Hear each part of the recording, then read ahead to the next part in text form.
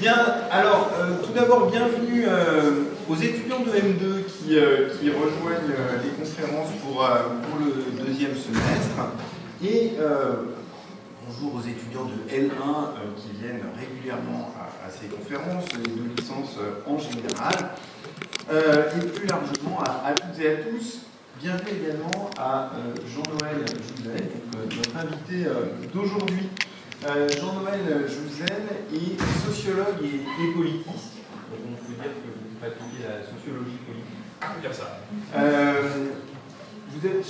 Vous êtes directeur de recherche au CNRS, donc membre du CSO, le Centre de sociologie des organisations de Sciences Po.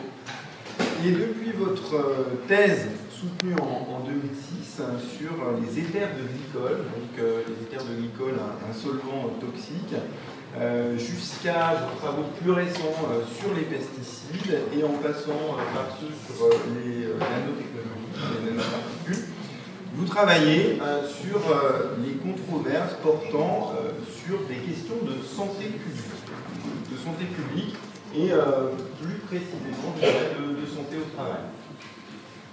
Vous vous attachez à montrer la façon dont on se mobilise sur ces questions. Vous posez plus largement la question de leur acceptabilité sociale, en montrant notamment comment les savoirs portant sur elles sont le plus souvent ignorés ou minorés. Vous vous appuyez pour vos recherches sur une méthode que vous, étudiants de l'IEP, commencez à acquérir pour les étudiants de licence et que les étudiants en master ont déjà pratiqué, qui est l'enquête en sciences sociales. Vous avez naturellement publié beaucoup d'articles dans des revues académiques, alors généralistes, comme la Revue française de sociologie, ou plus centrées sur les questions de santé, comme Sciences sociales et santé.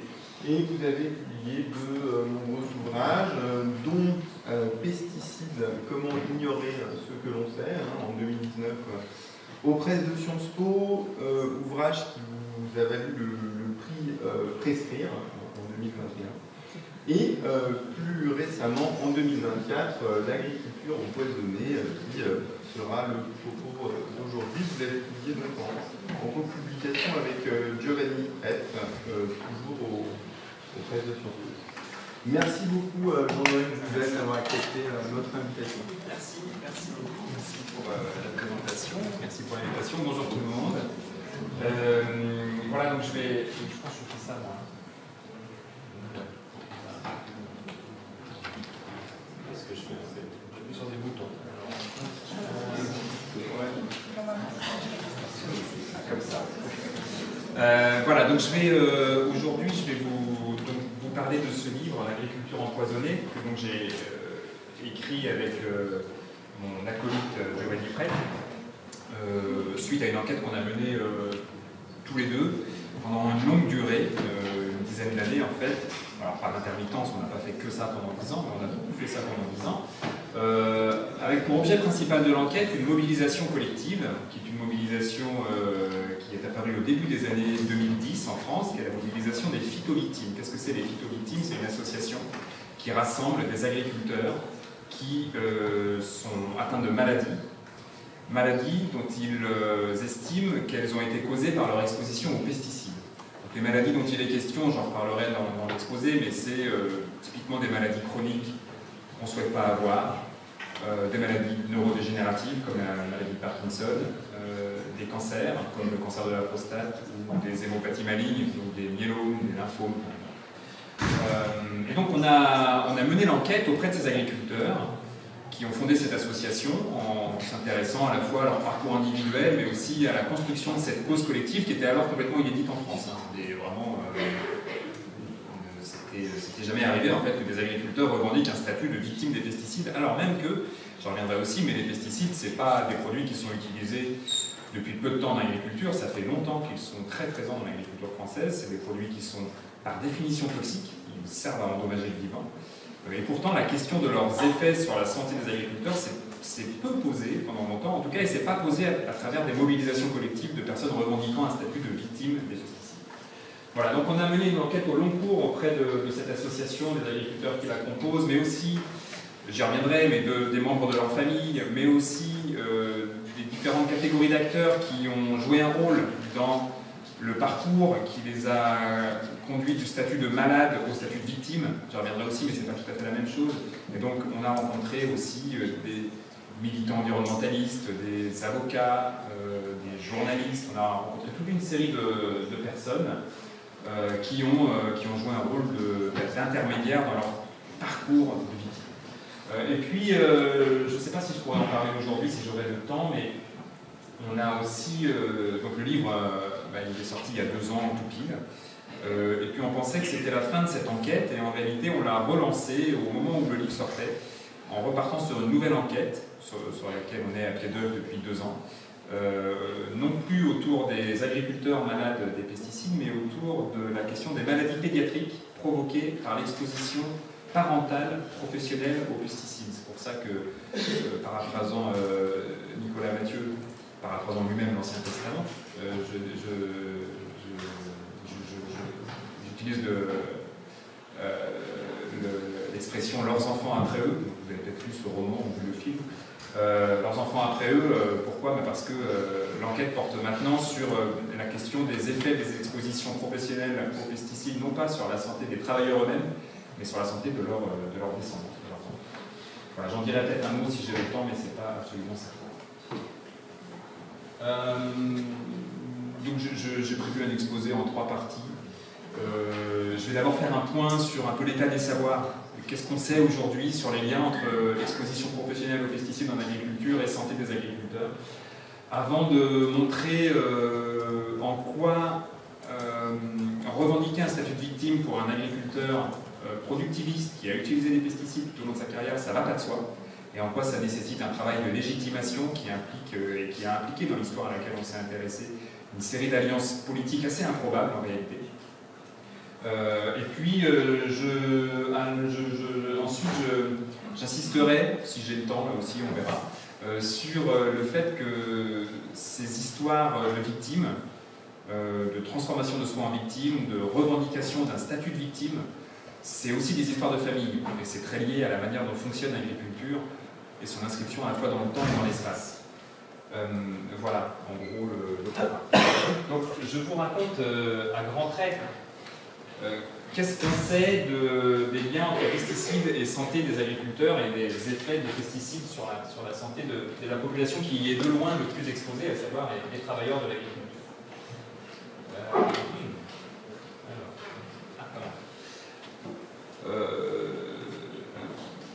Bon, je vous fais vraiment, là c'est vraiment à la sartène, mais en très gros, s'il fallait faire vraiment une vue très aérienne de l'évolution de l'agriculture française au XXe siècle, on verrait, et je ne vous apprends rien sans doute, que c'est une agriculture qui est devenue de plus en plus productive, on appelle ça le tournant productiviste.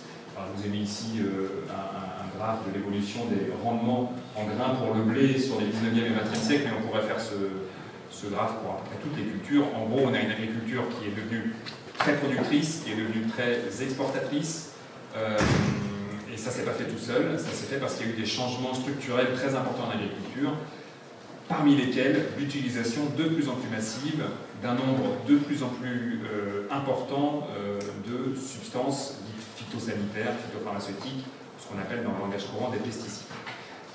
Les pesticides ne sont pas du tout le seul élément qui a permis l'augmentation spectaculaire des rendements de l'agriculture française. Ça va avec un package en fait, qui associe l'agrandissement de la surface moyenne des exploitations, le remembrement, donc le fait que les parcelles sont aussi plus grandes, et puis la mécanisation, évidemment, l'utilisation d'autres produits chimiques que sont les engrais qui servent à fertiliser les sols.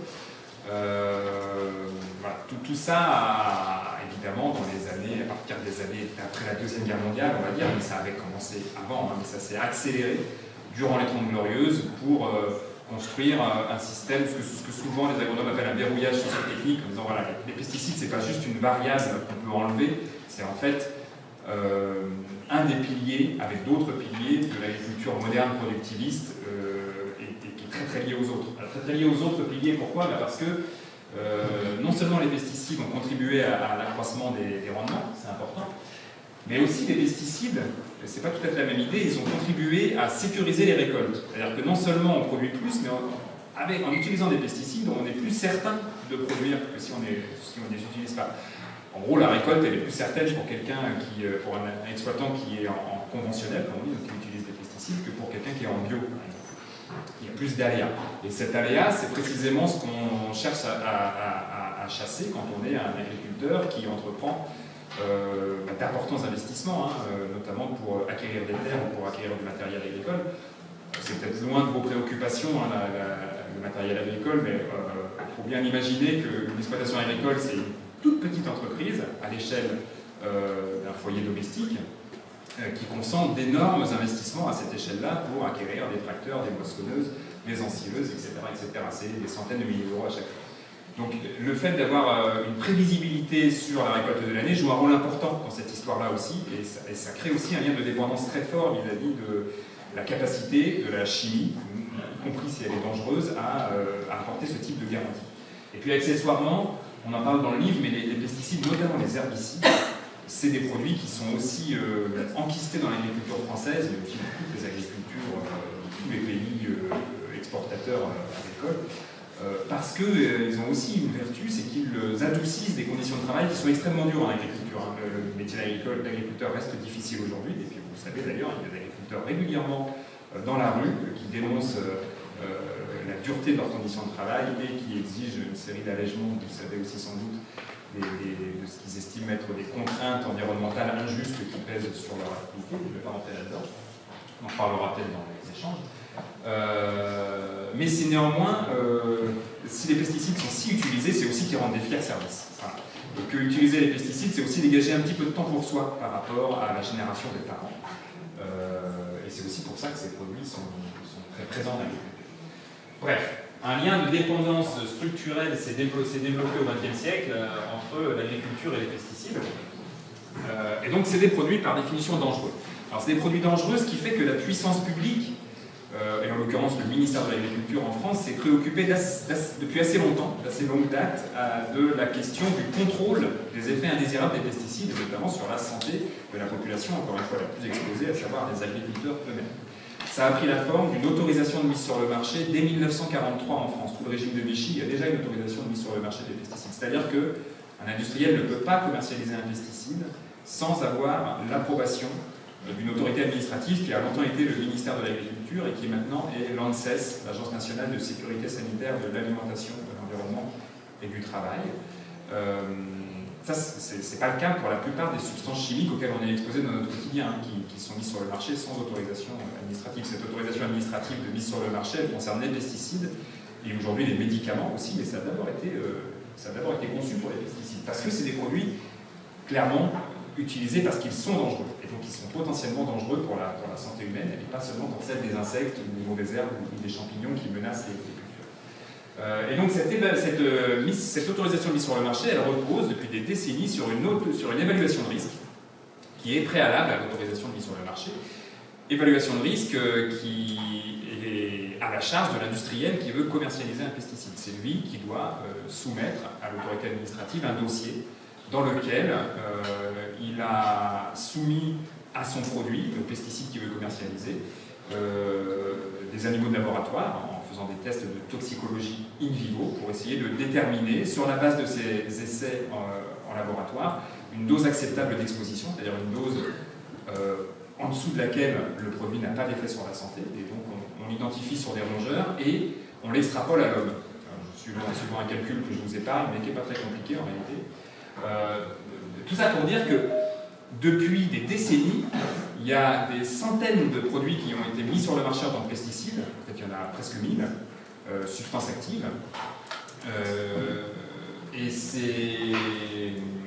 et à chaque fois qu'un pesticide est mis sur le marché, il est mis sur le marché à condition que l'industriel ait identifié la dose acceptable d'exposition pour les travailleurs et garantissent que dans des conditions normales d'utilisation, on pourra discuter aussi de ce que ça veut dire conditions normales d'utilisation, c'est plutôt dans mon livre précédent que j'en ai parlé, parce que c'est très problématique en réalité, que dans des conditions normales d'utilisation, cette dose acceptable d'exposition ne sera pas dépassée. C'est-à-dire en gros que cette autorisation de mise sur le marché apporte une garantie théorique que des produits dangereux sont mis sur le marché, mais que le niveau de risque est faible et contrôlé, et que ça n'aura pas d'effet indésirable sur la santé des agriculteurs qui vont utiliser ces produits.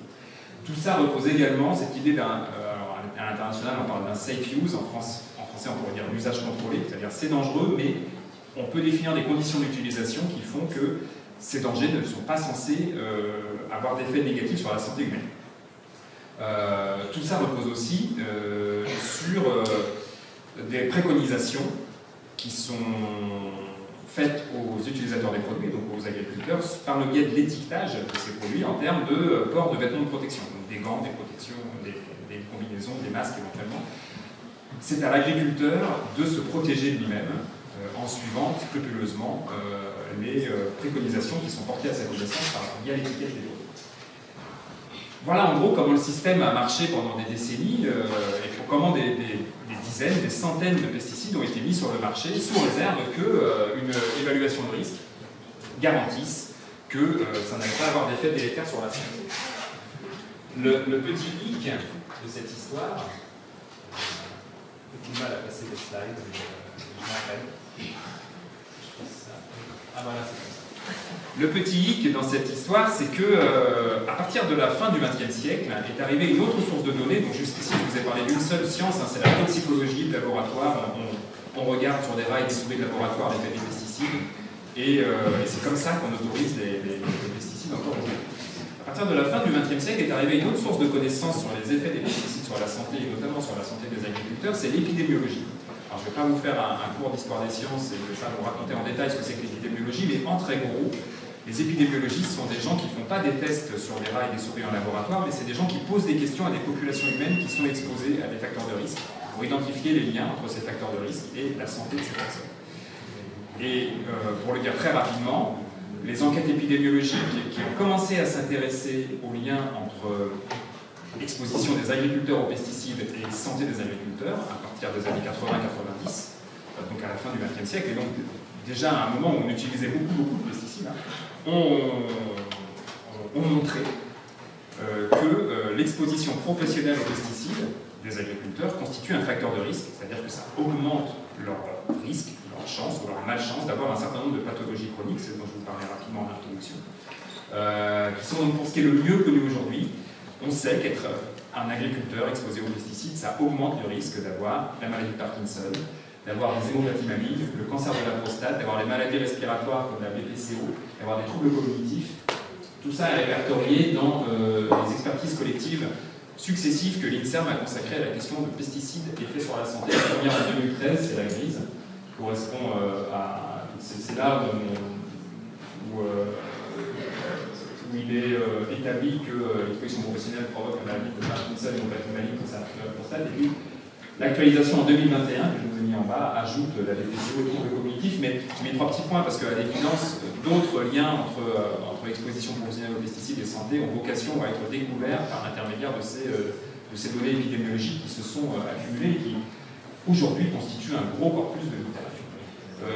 Je le dis ici, j'en parlerai peut-être tout à l'heure, mais ces données épidémiologiques montrent aussi que l'exposition professionnelle aux pesticides, c'est un facteur de risque pour soi-même, mais aussi pour sa descendance.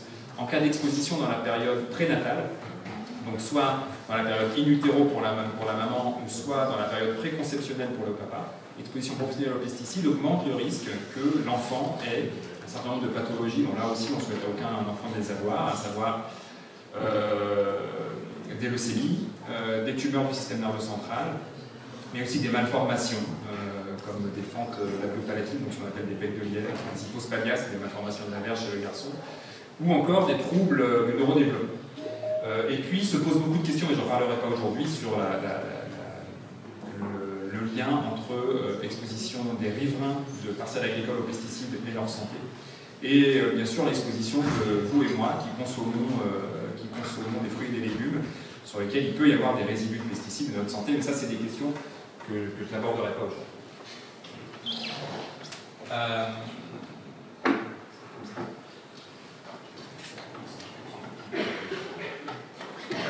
Alors, voilà, donc ces données épidémiologiques montrent que manifestement il y a eu des trous dans la raquette de l'autorisation de mise sur le marché, puisque en dépit des garanties apportées par l'évaluation de risque, bien, il se trouve que des produits ont été mis sur le marché et qui ont in fine provoqué une élévation du niveau de risque d'avoir un certain nombre de pathologies parmi les agriculteurs ou parmi leurs descendants. Pendant longtemps, néanmoins, cette épidémie est restée totalement silencieuse, statistiquement complètement invisible. Invisible pourquoi? Parce que, en réalité, jusqu'au début des années 2010, il y a eu un nombre extrêmement modéré, voire extrêmement famélique, de maladies professionnelles reconnues en lien avec l'exposition aux pesticides. Alors ça s'explique pour une série de raisons sur lesquelles je vais revenir, mais voilà, jusqu'au début du XXe siècle, en réalité, statistiquement, le lien entre pesticides et santé des agriculteurs est invisible parce que le système de la sécurité sociale qui indemnise les maladies professionnelles ne reconnaît quasiment aucune maladie professionnelle en lien avec l'exposition aux pesticides. Et les choses vont changer au début des années 2010 avec la création d'une association, donc Phytovictime, c'est une association sur laquelle nous avons enquêté, qui va porter une voix politique inédite en France, dénonçant les pesticides, mais pas seulement, enfin c'est pas la seule association qui dénonce les dangers des pesticides, mais c'est pas la pollution des pesticides pour la faune et la flore, c'est pas les dangers des pesticides pour l'eau, c'est pas les dangers des pesticides pour la population générale, c'est bien les dangers des pesticides pour les principaux intéressés quelque part, c'est-à-dire les plus gros utilisateurs de ces produits, les agriculteurs, qui sont aussi les plus exposés à ces produits. Phytovictime va connaître un certain succès politique, ça va se traduire notamment par le fait que l'association va obtenir la création de tableaux de maladies professionnelles, j'en reviendrai dans 2 minutes, ça va obtenir la création plus récemment, il y a 5 ans, 6 ans maintenant, d'un fonds d'indemnisation des victimes de pesticides. Et donc le livre raconte la genèse de cette association, comment elle s'est constituée et comment elle s'est inscrite dans le temps. Voilà, et pour le dire d'un mot, l'histoire qu'on raconte, c'est une histoire à la fois individuelle et collective de qu'est-ce que ça veut dire pour un agriculteur et pour des agriculteurs de devenir victime des pesticides, c'est-à-dire non seulement se reconnaître comme atteint d'une maladie liée aux pesticides, mais aussi se reconnaître comme victime de quelque chose, voire de quelqu'un. On va voir de qui. Alors, petit mot pour finir cette partie, on n'est pas du tout les premiers à nous intéresser à une cause de travailleurs victimes de leurs conditions de travail. Je mets ici quelques exemples qui viennent des sciences sociales françaises, mais on en trouverait plein d'autres, notamment à l'international. Mais que ce soit sur l'amiante, sur les vétérans du nucléaire, les derniers Jimor étudiés par Pascal Maréchal, enfin voilà, on n'est pas du tout les seuls à nous être intéressés à des travailleurs qui se revendiquent comme victimes de leurs conditions de travail. Il y a des spécificités de notre objet et de ces agriculteurs victimes des pesticides qui nous ont paru particulièrement intéressantes à explorer au fil de notre enquête, qui sont d'abord que là on n'a pas affaire à une mobilisation principalement de salariés. Alors il y a du salarié en agriculture, il y en a plutôt de plus en plus, mais historiquement le gros des troupes des travailleurs agricoles en France c'est des exploitants, donc c'est des petits patrons. Ils sont leurs propres patrons, ils sont éventuellement les patrons des quelques salariés qu'ils peuvent avoir quand ils en ont. Ils sont à ce titre responsables de leurs conditions de travail, de celles des personnes qui travaillent sous leurs ordres. Ils sont aussi responsables du contrôle des pollutions que leurs activités peuvent induire. Bref, de manière générale, dans le discours politique, en tout cas tel qu'il se structure au début des années 2000 autour des pesticides, qui deviennent des objets de plus en plus contestés pour leurs effets sur la santé et sur l'environnement, les agriculteurs sont plutôt du côté des coupables que du côté des victimes. Donc ça va pas du tout de soi d'être un agriculteur et de dire « moi je suis victime des pesticides », parce que spontanément, plutôt associé à des utilisateurs pollueurs. Et donc il va falloir, c'est une cause qui a eu un gros travail de légitimation, c'est ce qui nous a intéressé. Puis autre chose qui nous a intéressé, sur laquelle je reviendrai dans la dernière partie de mon exposé si j'ai le temps, c'est que c'est aussi un travail particulier qui est marqué par la très forte porosité entre les espaces domestiques et les espaces de travail. Voilà, les agriculteurs très souvent travaillent à côté de leur lieu d'habitation. Il n'est pas rare que les membres de la maisonnée, quand bien même ils ne travaillent pas en agriculture, donnent des coups de main de manière plus ou moins formalisée, mais souvent informelle sur l'exploitation. Et donc ça induit un enjeu de contamination potentiellement croisée entre non seulement l'agriculteur, mais aussi les membres de sa famille, qui donne beaucoup de matière à réfléchir sur le rôle de la famille dans ces mobilisations collectives. Alors, j'en viens maintenant à... J'attaque... Ça va? Vous comprenez ce que je raconte? Ok.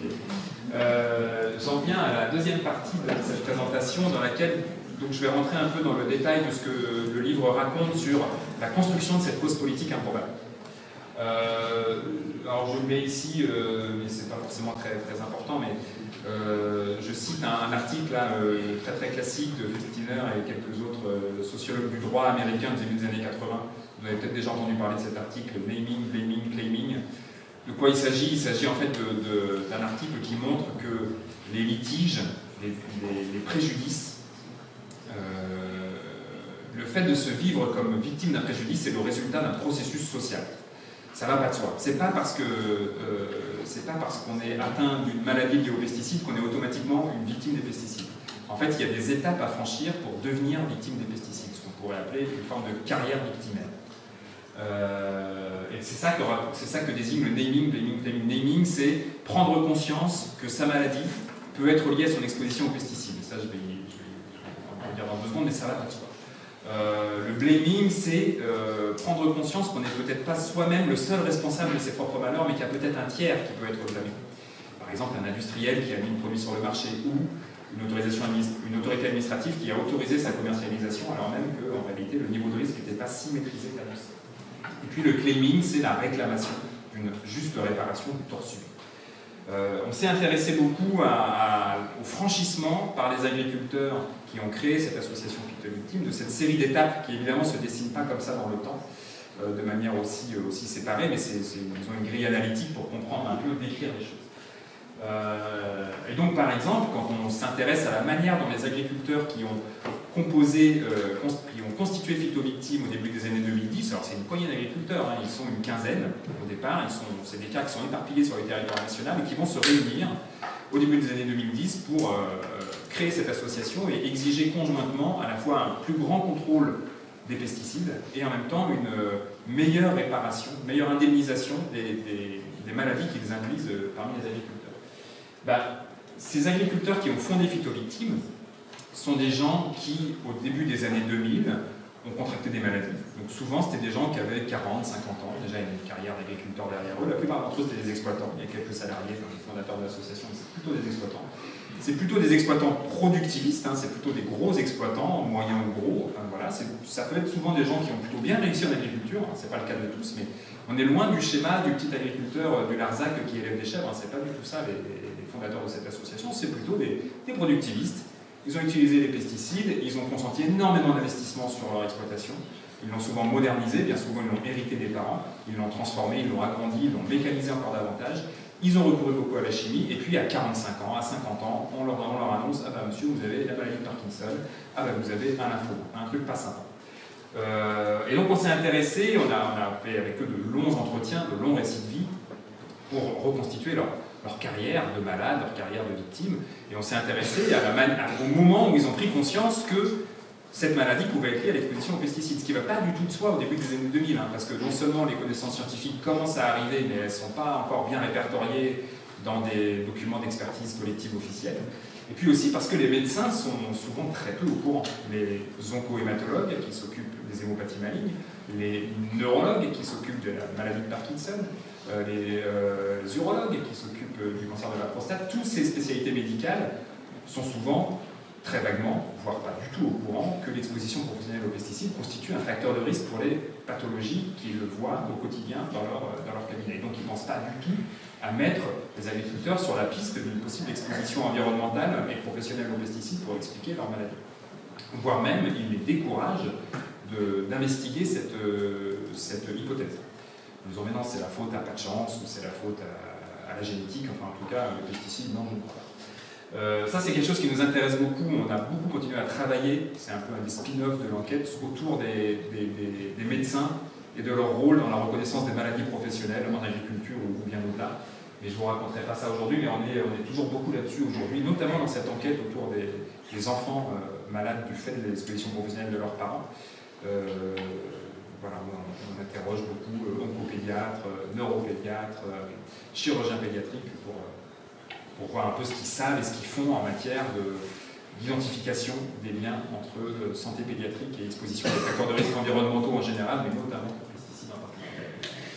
Voilà, je ne rentre pas beaucoup plus là-dessus, je redis juste un truc qui est important dans l'enquête aussi, si l'enquête vous intéresse, c'est qu'il faut bien comprendre qu'au niveau individuel, au niveau d'un agriculteur en particulier, il est malade, il a la maladie de Parkinson par exemple, il a été exposé aux pesticides toute sa vie, il y a un facteur de risque, c'est clair, et son risque d'avoir la maladie de Parkinson a été augmenté, accru du fait de son exposition aux pesticides, mais il n'y a quasiment jamais de certitude que la maladie de Parkinson d'un agriculteur en particulier a été provoquée par son exposition aux pesticides. C'est un raisonnement statistique, populationnel, il est valable à l'échelle d'une population. Au niveau d'un individu, on n'est jamais certain que la maladie d'un agriculteur est provoquée par son exposition aux pesticides, sauf rarissimes exceptions dans lesquelles il y a une exposition massive à un moment donné, à un temps T, mais en général, c'est pas ça qui se passe. Les expositions qui provoquent ces maladies chroniques chez les agriculteurs, des expositions de temps long, qui surviennent au fil de la carrière, et donc voilà. Il y a toujours un doute en réalité. Et ça, dans l'enquête, ça a été aussi pour nous une vraie question. C'est-à-dire qu'on avait posé des questions à des gens qui s'estimaient victimes des pesticides, qui au départ ne s'estimaient pas victimes des pesticides, qu'on fait un chemin entre les deux, on reconstituait le chemin avec eux. Mais nous-mêmes, on n'était jamais certains qu'on avait bien affaire à des vraies victimes des pesticides, dans le sens où la maladie aurait été provoquée par les pesticides. C'est beaucoup plus compliqué que ça, évidemment. Voilà, mais j'en dis pas beaucoup plus sur le naming, je parle un petit peu du claiming, donc le fait de réclamer une réparation. Et je dirais qu'un des facteurs qui a longtemps freiné la mise en visibilité statistique du fait que les pesticides en agriculture provoquent des victimes et provoquent des maladies professionnelles, c'est que la législation sur la reconnaissance des maladies professionnelles, elle a longtemps été très mal adaptée à la reconnaissance et à l'indemnisation des maladies provoquées par les pesticides parmi la main-d'œuvre agricole. Alors j'en dis un petit mot, et je ne vais pas vous faire un cours sur la reconnaissance des maladies professionnelles, mais c'est un sujet en soi fort intéressant. Sachez simplement, je vous le dis, c'est informatif, ça peut vous intéresser, si vous avez une petite fibre sociale, et puis on l'espère toujours, qu'en France, comme dans la plupart des pays industrialisés, le fait de travailler provoque des maladies. Et que ces maladies professionnelles sont très sous-reconnues. Je prends le cas des cancers professionnels, donc je ne suis pas juste sur pesticides d'agriculture, on estime, et c'est une estimation probablement basse, qu'il y a en France, parmi les 400 000 cancers qui surviennent annuellement en France, il y en a probablement entre 15 et 30 000, mais peut-être un peu plus, qui sont provoqués par des expositions professionnelles à des produits cancérogènes. Et sur ces 15 à 30 000 cancers professionnels qui surviennent chaque année en France, il y en a moins de 2000 qui sont reconnus comme tels et indemnisés par la sécurité sociale. Moins de 2000, et l'essentiel d'entre eux, c'est des cancers liés à l'amiante. Parce que, compte tenu du scandale de l'amiante qui est survenu dans les années 90, il y a des conditions facilitées pour les victimes de l'amiante d'accès à l'indemnisation. Si on enlève l'amiante, en réalité, il y a quelques centaines de cancers professionnels qui sont reconnus chaque année en France. C'est extrêmement faible par rapport à la quantité réelle de cancers professionnels. Bon, bref. Tout ça, c'était pour vous évangéliser un peu sur cette question, parce que c'est une question de justice sociale, parce qu'il ne faut pas imaginer que les cancers professionnels tombent au hasard dans la société, évidemment. Ça concerne principalement, avec des exceptions, mais ça concerne principalement des populations plutôt faiblement qualifiées qui travaillent dans l'industrie ou dans l'agriculture. Voilà. Bref, il y a une longue histoire de l'indemnisation des maladies professionnelles en France qui a plus d'un siècle. C'est en 1919, juste après la Première Guerre mondiale, qu'est adoptée la première loi qui crée la catégorie de maladies professionnelles et qui prévoit les conditions d'indemnisation des maladies professionnelles. Je ne vais pas rentrer dans les détails, simplement vous dire qu'un élément essentiel de la reconnaissance des maladies professionnelles sur le plan médico-administratif, c'est les tableaux de maladies professionnelles. Alors, je vous en ai mis un à droite, c'est un vieux tableau de maladies professionnelles, tableau numéro 11 du régime agricole de protection sociale, qui prend en charge la reconnaissance des faits liés à certains pesticides, les organophosphorés, qui sont des produits qui ont été très utilisés dans les années 60, 70 et qui sont très toxiques, sur la santé des agriculteurs. Alors, on ne rentre pas dans les détails, mais retenons simplement que c'est uniquement les intoxications aiguës qui sont reconnues là. C'est vraiment, je vais traiter avec les organophosphorés, je m'expose, j'ai une maladie, j'ai un trouble nerveux, respiratoire, un trouble digestif, mais ça ne dure pas dans le temps. C'est ça pendant très longtemps, c'est uniquement ça qui a été indemnisé. Et donc, cette indemnisation, elle concerne pas du tout les maladies chroniques dont je vous ai parlé, la maladie de Parkinson, les cancers du sang, le cancer de la prostate et les pesticides, pendant longtemps, n'ont juste pas été dans aucun tableau de maladie professionnelle. ce qui complique énormément l'obtention d'une indemnisation, parce que ça impose de passer par un système dit complémentaire, qui s'appelle les comités régionaux de reconnaissance des maladies professionnelles, qui est composé de médecins qui doivent juger au cas par cas si la maladie peut être indemnisée au titre de maladie professionnelle. Je vais vite là-dessus parce qu'on pourrait y passer des heures, mais disons que jusqu'au début des années 2010, il n'y a pas de tableau qui permette l'indemnisation des maladies chroniques liées à l'exposition professionnelle aux pesticides, et ça rend les parcours des agriculteurs très compliqués quand ils entreprennent d'obtenir une reconnaissance de maladie professionnelle.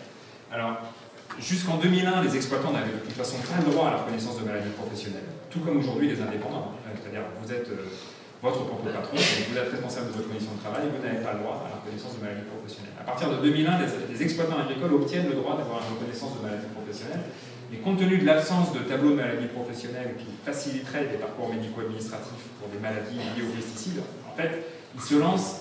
Les quelques exploitants agricoles qui vont se lancer dans des parcours médico-administratifs de demande de reconnaissance de maladie professionnelle parce qu'ils ont une maladie de Parkinson ou parce qu'ils ont un cancer du sang dont ils pensent qu'il pourrait être lié à leur exposition aux pesticides, ils vont se trouver un peu dans la galère, c'est-à-dire qu'ils vont se trouver dans des parcours médico-administratifs très compliqués dans lesquels ils doivent faire la preuve que non seulement leur maladie pourrait être liée à leur exposition aux pesticides, et donc il faut qu'ils retrouvent toutes les traces passées de leur exposition aux pesticides, ce qui n'est pas forcément évident.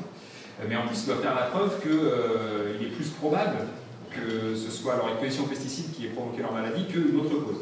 Ils ont la charge de la preuve. Ça n'a pas du tout de soi, ils se retrouvent pris dans des parcours médico-administratifs compliqués, et c'est souvent là que va naître le sentiment d'être victime de quelque chose. C'est-à-dire qu'avant de s'estimer victime des pesticides, les agriculteurs qui vont fonder Phytovictime sont d'abord des personnes qui vont se considérer comme des victimes de maltraitance administrative, des victimes de la mutualité sociale agricole. Pour le dire rapidement, la mutualité sociale agricole, c'est l'organisme qui gère le régime agricole de protection sociale. C'est-à-dire, en fait, ces agriculteurs, ils cotisent pour avoir un droit assurantiel à une prise en charge de leur maladie professionnelle et de leur accident du travail, et quand ils ont une maladie qu'ils estiment être professionnelle, on leur dit « ah bah non, c'est compliqué, il faut que vous démontriez ça, on ne peut pas vous donner indemnisation ». Un sentiment de persécution et d'injustice qui fabrique en fait un premier sentiment d'être victime de quelque chose. Jusqu'ici, souvent, les agriculteurs qu'on a interrogés, quand bien même ils se découvraient malades du fait des pesticides, parce que peut-être un médecin avait pu, parce que ça arrive quand même, que le médecin les mette sur la piste, ou peut-être un membre de la famille avait pu voir une émission de télé, dire « mais dis donc, mais j'ai appris que les pesticides pouvaient provoquer la maladie de Parkinson, peut-être c'est ça dans ton cas ». Enfin bref, les agriculteurs qui parviennent à franchir cette étape du naming et à se dire « ah mais ma maladie est peut-être provoquée par les pesticides », ils ne s'estiment pas automatiquement victimes des pesticides, ni de quoi que ce soit. Ils s'estiment d'autant moins victimes des pesticides que, vous l'avez compris, tout le système de prévention des risques professionnels liés aux pesticides dans l'agriculture repose sur des préconisations faites individuellement aux agriculteurs sur le port de protection, de vêtements de protection. C'est-à-dire c'est à eux de se protéger. Et donc, souvent les agriculteurs qui se sont découverts malades des pesticides se sont dit « mais c'est ma faute, c'est vrai que je n'ai pas bien porté mes gants, je n'ai pas bien porté ma combinaison, je n'ai pas tout bien fait comme c'était marqué sur les étiquettes, et donc c'est ma faute ». Et donc, ils s'estiment victimes d'eux-mêmes, c'est-à-dire pas vraiment victimes en réalité. Et leur premier sentiment d'être victime d'un tiers, c'est souvent né dans ces difficultés de la démarche médico-administrative. Voilà. C'est plus difficile que espérer, et ça donne le sentiment d'être victime de quelque chose. Et c'est vraiment là que va être le creuset de la création de cette association, mais au-delà de ça, de l'apparition d'un sens politique de la maladie. Je ne suis pas seulement malade, mais je suis bien victime de quelque chose. Il y a une injustice.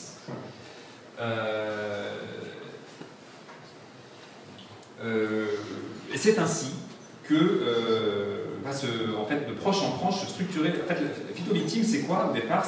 C'est des agriculteurs qui sont aux quatre coins de la France. Ils ne sont pas très nombreux. Ils ont entrepris des démarches de demande de reconnaissance de maladies professionnelles parce qu'ils pensent que leur pathologie est liée aux pesticides. Ils n'y arrivent pas et ils cherchent des informations sur comment y arriver. Et c'est comme ça qu'ils vont en venir à se contacter les uns les autres parce que certains vont passer dans la presse locale, voire la presse nationale, un cas d'agriculteur en Charente reconnu malade, dont la maladie Parkinson a été reconnue en maladie professionnelle du fait de son exposition aux pesticides. Hop, on se passe des coups de fil, on s'appelle, comment tu as fait, qu'est-ce qu'il faut mettre dans le dossier. Et c'est comme ça en fait que se structure un premier premier groupe victimaire, en fait, qui s'identifie pas encore complètement comme ça, qui ne se voient pas comme des gens engagés dans une cause collective, mais qui se voient comme des gens qui sont dans des galères individuelles et qui s'entraident pour franchir l'obstacle. C'est aussi ce qui va se passer aussi à ce moment-là. Donc on est dans la première décennie des années 2000, des agriculteurs entreprennent les premières démarches de reconnaissance de maladies professionnelles liées aux pesticides. Ils n'y parviennent pas ou ils parviennent très difficilement. Et ben, ils vont se tourner aussi vers ce qu'ils pensent être les personnes qui peuvent les aider, et notamment leurs syndicats. Et notamment le principal syndicat, alors notamment au début des années 2000, vous savez peut-être, si vous suivez les affaires politiques agricoles, c'est en train de changer, mais il y a un syndicat qui est un syndicat d'exploitants agricoles qui est très puissant historiquement en France, qui est la FNSEA. Et au début des années 2000, c'est un syndicat qui est encore en position largement hégémonique dans la représentation politique des agriculteurs. C'est en train de changer sous l'effet notamment de la concurrence de la coordination rurale, qui est plus à droite que la FNSEA, qui ne prend pas historiquement vraiment une force de gauche, mais ça c'est autre chose. Et donc, souvent les agriculteurs qui ont du mal à obtenir une reconnaissance de maladie professionnelle vont passer un coup de fil à la fédération départementale de la section de la FNSEA pour voir s'ils peuvent avoir de l'aide, comment on peut les aider pour plaider leur cause auprès de la MSA, au sein de laquelle la FNSEA est représentée, qui plus est. Et c'est souvent là qu'ils vont comprendre qu'en fait la FNSEA n'est pas prête à les aider. Pour des raisons sur lesquelles je pourrais revenir aussi, mais la FNSEA, ça a été un des fers de lance de la modernisation de l'agriculture dans les années 60-70 et jusqu'aujourd'hui. Vous le savez sans doute si vous suivez un peu les affaires agricoles de près. La FNSEA fait partie de ces porte-paroles institutionnalisées de l'agriculture qui estiment que les réglementations environnementales qui pèsent sur les agriculteurs sont trop importantes, qui réclament périodiquement la réintroduction de pesticides interdits. Bref, c'est pas du tout une entité politique très critique vis-à-vis des pesticides, loin de là. Et donc c'est pas évident pour la FNSEA d'aller aider les agriculteurs qui s'estiment victimes de ces produits dont par ailleurs la FNSEA a fait historiquement la promotion. Et donc, c'est en se rendant compte que les intermédiaires auprès desquels ils se tournent spontanément leur ferment la porte au nez, que les agriculteurs vont commencer à aller chercher d'autres appuis ailleurs, beaucoup plus loin de leur socialisation politique. Notamment, ils vont aller chercher ces appuis auprès de professionnels des médias qui sont, pour plusieurs d'entre eux, au début des années 2000-2010, engagés dans l'écriture d'ouvrages, des reportages, la réalisation de films qui sont très critiques vis-à-vis de l'agriculture productiviste et de ses dégâts pour la santé et pour l'environnement. Je vous en ai mis quelques exemples ici, Marie-Monique Romain, notre poison quotidien, Éric Guéret, La mort est dans le pré, tout ça c'est des productions livresques, cinématographiques dans lesquelles on va voir les agriculteurs qui vont fonder Phytolithime être des personnages de ces films-là. Et puis ils vont aussi trouver des appuis auprès d'associations militant dans le champ de l'environnementalisme. Et notamment la principale d'entre elles, c'est Génération Future, j'ai mis tout le temps là, qui est l'association la plus en pointe dans la dénonciation des dangers des pesticides. Il faut bien mesurer que ça ne va pas du tout de soi, cette connexion entre des agriculteurs productivistes d'un côté et de l'autre côté des journalistes engagés dans la dénonciation des méfaits de l'agriculture intensive ou des militants écolos environnementalistes. A priori, c'est très très loin de leur base qu'ils vont trouver des appuis qui vont les aider dans leur démarche de reconnaissance de maladies professionnelles. Et c'est donc cette alliance improbable qui va constituer le creuset de cette association, qui naît donc en 2011, Phytolithime, qui est à la fois la réunion de ces agriculteurs, mais aussi leur mise en réseau par une série d'intermédiaires, qui sont donc des journalistes, des militants, aussi des avocats, puisque notamment un cabinet d'avocats très engagé dans la défense des salariés de l'amiante va prendre le dossier, comme on dit, et va représenter en fait la plupart de ces agriculteurs dans leur procédure. Voilà, donc c'est une alliance hautement improbable que celle d'agriculteurs productivistes avec celle de ces contempteurs du productivisme agricole, qu'ils soient journalistes, militants ou avocats, qui va créer cette association. Et cette association comprend très vite que sa mission est de légitimer la figure de l'agriculteur victime de pesticides. Que ça va pas de soi pour les agriculteurs de revendiquer ce statut de victime des pesticides parce qu'ils sont précisément des productivistes, des pollueurs, et donc comment légitimement l'empoisonneur empoisonné peut revendiquer son statut de victime. Et donc ça va être tout le travail politique de cette coalition que de légitimer la cause des phytovictimes. Et donc le livre raconte ça, je ne rentre pas dans les détails ici, mais la légitimation de cette cause victimaire, elle va passer par la construction entre tous ces acteurs qui sont des associés improbables, ces militants environnementalistes, ces avocats, ces journalistes, ces agriculteurs malades mais productivistes. Ça va passer par la construction d'un cadre d'injustice commun, c'est-à-dire d'une manière commune d'énoncer et de dénoncer les responsabilités en jeu dans la dangerosité des pesticides pour la santé humaine et pour la santé des agriculteurs. Et qu'est-ce qui est pointé régulièrement par Phytovictime et par ses alliés? C'est la responsabilité des firmes, non plus celle de la MSA comme mauvais payeur, si vous voulez, mais celle des firmes de la phytopharmacie qui mettent sur le marché des pesticides et qui cacheraient la dangerosité de leurs produits pour la santé humaine et notamment pour celle des agriculteurs. Ça, c'est vraiment ce qu'on va retrouver au cœur de toutes les procédures judiciaires que vont intenter les agriculteurs phytovictimes à partir du début des années 2010, que ce soit des procès civils ou que ce soit d'autres formes de recours à d'autres juridictions, mais je ne rentre pas dans les détails. L'enjeu est toujours le même, c'est de démontrer que sur l'étiquette des produits utilisés par les agriculteurs, les informations ne permettaient pas d'avoir toute la lumière sur les dangers du produit et sur la manière de s'en protéger. Et que donc l'industriel a failli dans sa mission d'informer, et que donc il a masqué délibérément la dangerosité de son produit. Il a fabriqué de l'ignorance, si on veut reprendre ce terme en vogue dans pas mal de questions de santé publique. Et donc, l'enjeu de la mobilisation des phytovictimes, c'est de présenter les agriculteurs malades comme des agriculteurs pris au piège, en fait, pris au piège du productivisme. On leur avait pas dit. Ils se sont lancés dans cette aventure de l'agriculture intensive et productiviste, et ils se découvrent malades à 40, à 50 ans, à 60 ans. Et en fait, s'ils sont malades, c'est parce qu'ils n'ont pas été correctement informés de la dangerosité des produits qu'ils ont utilisés.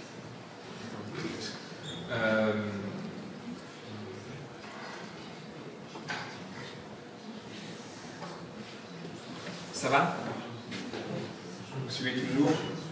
Il y en a qui suivent. Alors, je vous l'ai dit, on s'est intéressé non seulement à la création d'associations, mais aussi, et je pense que c'est important pour ceux d'entre vous qui aimeraient s'intéresser à la sociologie politique et à la sociologie des mobilisations, toujours intéressant de s'intéresser à comment les mobilisations naissent, c'est aussi intéressant de s'intéresser à comment elles durent dans le temps, comment elles s'inscrivent, à quelles conditions, voire de s'intéresser à comment elles meurent, mais parce que Phytovictime est toujours vivant, donc on n'en est pas là. Mais on s'est intéressé beaucoup aussi donc, à l'inscription dans le temps de cette association qui donc résulte d'une coalition improbable. Et en fait, cette coalition improbable va être mise à l'épreuve par le temps.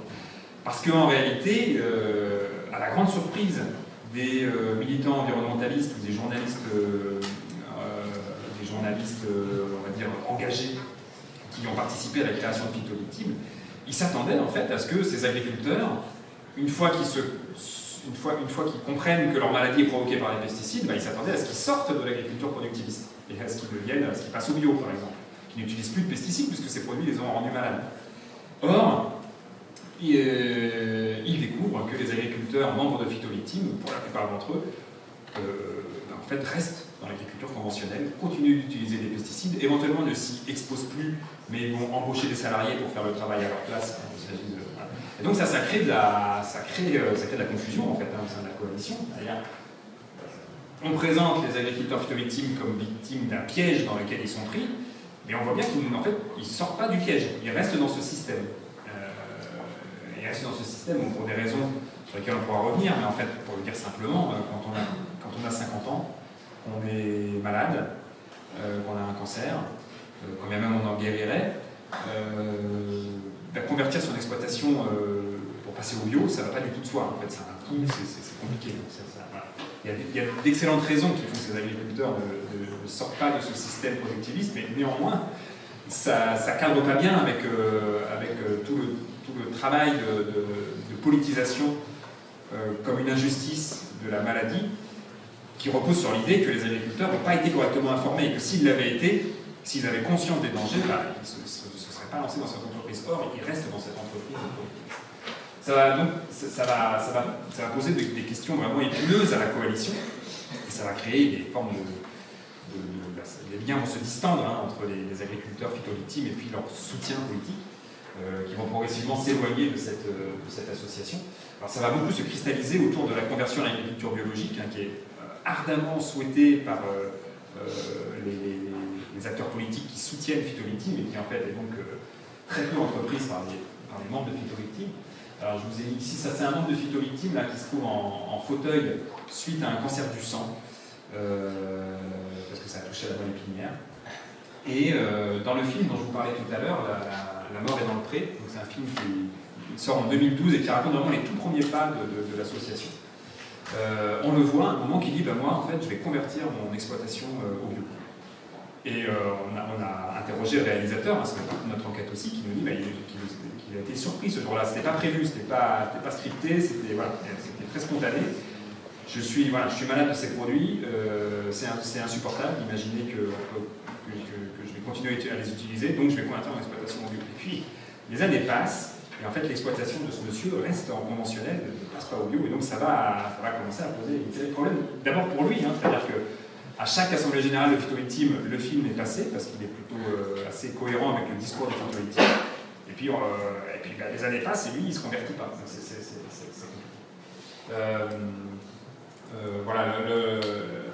l'association Phytolithium va se mettre à revendiquer l'étiquette d'agriculture raisonnable. En fait, ça renvoie à l'idée d'agriculture raisonnée.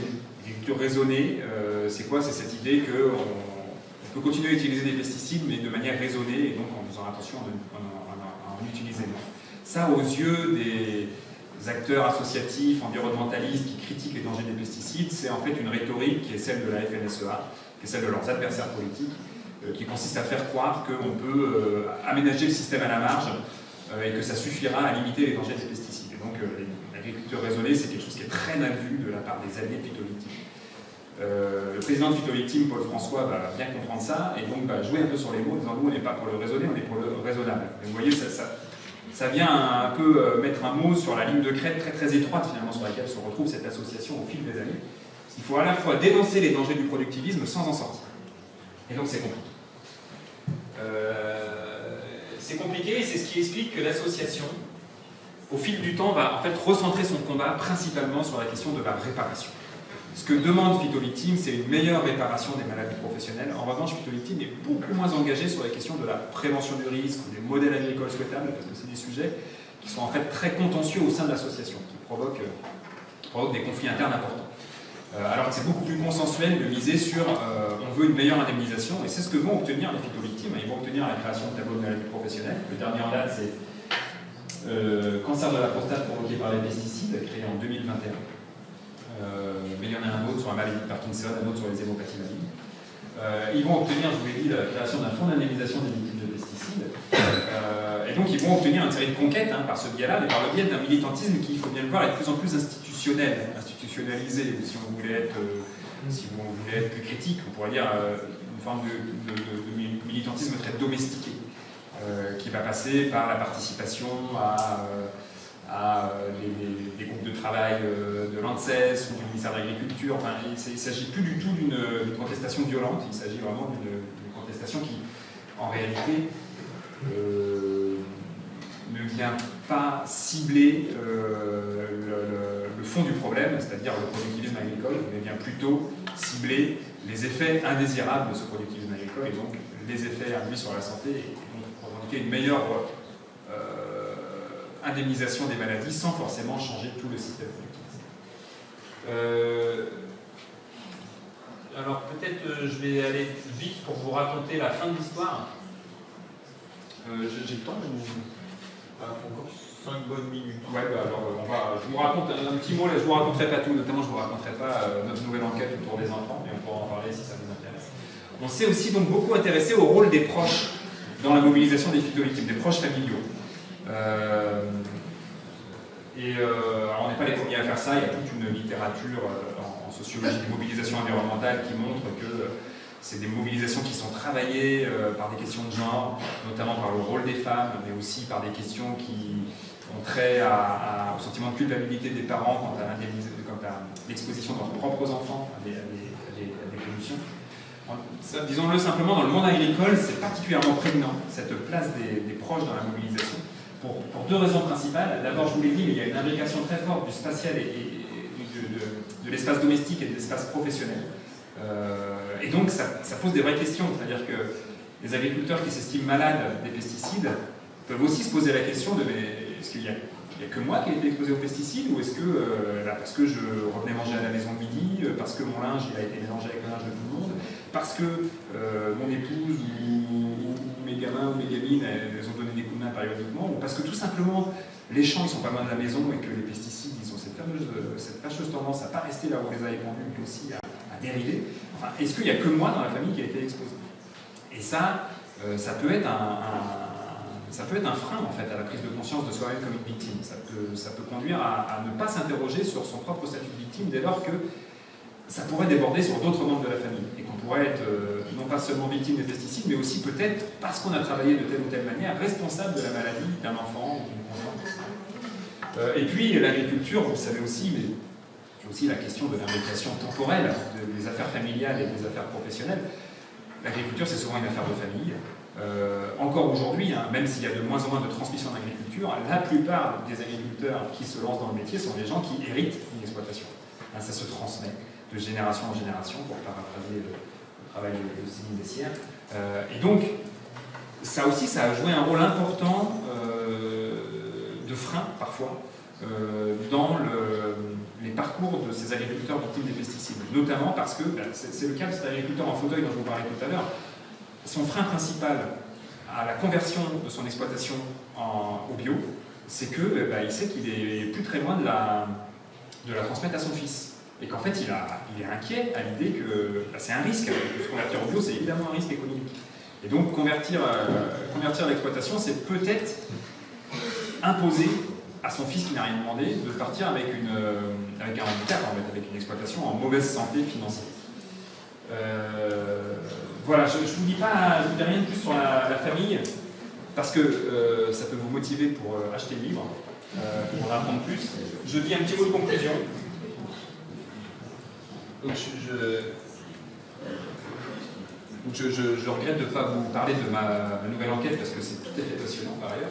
Mais donc, petit mot de conclusion, peut-être qu'est-ce qu'on peut retenir de tout ça, c'est d'abord que ce que je vous ai raconté là, je ne suis pas rentré dans les détails de l'enquête, mais c'est une enquête de temps long, je vous le redis, et ça je pense que ça a des effets. C'est-à-dire si on veut s'intéresser à l'inscription dans la durée de mouvements sociaux, ça peut valoir le coup de passer du temps à leur côté. Et donc on a observé la vie de l'association pendant des années, on a interrogé ses membres plusieurs fois. Voilà.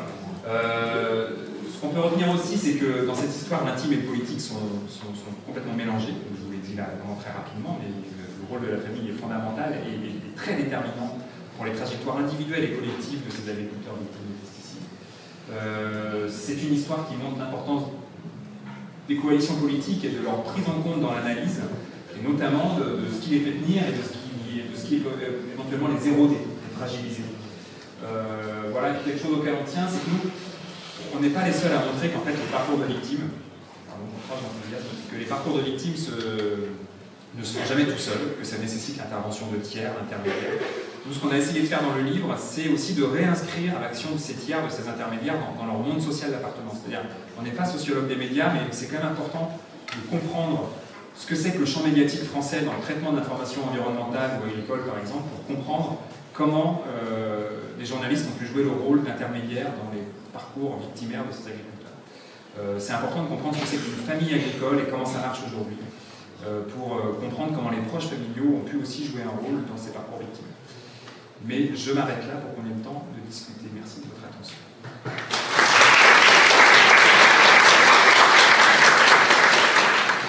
Merci beaucoup. On va donc passer aux questions de la salle. C'est à vous. Oui. J'ai plusieurs questions. Mais d'abord, j'avais une question sur la question de l'échelle européenne, puisque notamment l'agriculture, c'est en France, de travailler avec toute la question des politiques agricoles au niveau de l'Europe. Et est-ce que, justement, il y a une certaine dénonciation d'un lobbying à ce niveau-là, par les agriculteurs eux-mêmes, d'un lobbying en faveur des pesticides? Oui, alors je n'ai pas parlé d'Europe, mais évidemment c'est très important à plein d'égards. D'abord parce que la politique agricole commune, c'est le plus gros poste de dépenses de l'Union européenne. Notre agriculture est très très dépendante des subventions de la PAC, comme l'intégralité des agricultures européennes. On a une agriculture qui ne fonctionne pas sans les subventions. Il n'y a pas que les subventions européennes, mais il y en a beaucoup. Ça, c'est un peu le fond de l'affaire. Et puis par ailleurs, tout ce que je vous ai raconté sur l'autorisation de mise sur le marché des pesticides, l'évaluation de risque, tout ça, c'est une histoire qui est française au départ, mais qui devient européenne à partir des années 80-90. Et aujourd'hui, la manière dont en France on évalue les risques des pesticides est très encadrée par des réglementations européennes. Le dernier règlement en date datant de 2009. Il impose à tous les États membres une série d'exigences en matière d'évaluation de risque des pesticides. Après, c'est quand même les États membres qui gardent la main, in fine, sur l'autorisation de mise sur le marché des préparations commerciales. Et donc, toute une partie du travail d'évaluation de risque se fait au niveau européen, au niveau communautaire. Tout ce qui concerne les substances actives, l'évaluation des risques des substances actives, donc par exemple le glyphosate, les risques sont évalués au niveau européen par une agence européenne qui s'appelle l'EFSA, European Food Safety Authority, qui se trouve basée à Parme.